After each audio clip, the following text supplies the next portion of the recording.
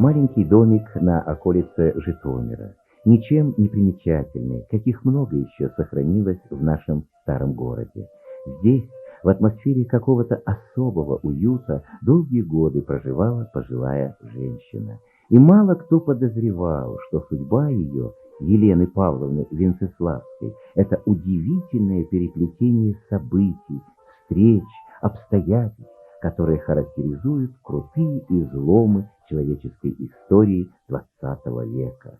Внучка участника Крымской войны и обороны Севастополя Кивицкого, дочь известного до революции житомирского врача Левицкого, Елена с детских лет впитала в себя атмосферу высокой интеллигентности, интеллектуального общения с деятелями науки, культуры, атмосферу глубокого уважения к национальным традициям во всей интернациональной полноте, которая царила в семье.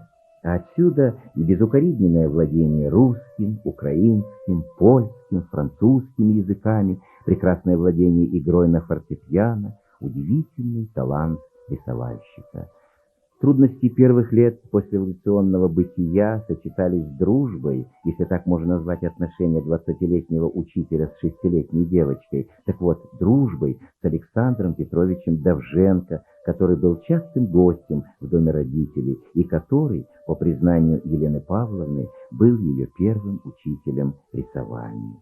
Трудности Голодомора 30-х годов сочетались с длительной перепиской с первой женой Довженко, Варварой Семеновной. И, наконец, трагедия жены врага народа, репрессирована за научную диссертацию о жучках-вредителях в агрономической науке.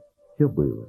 Но и была удивительная доброта, была длительная работа преподавателем в музыкальном училище, большая культурологическая поисковая работа, благодаря которой была обнаружена могила на польском кладбище великого композитора-пианиста, нашего земляка Юлиуша Заремского и многое-многое другое.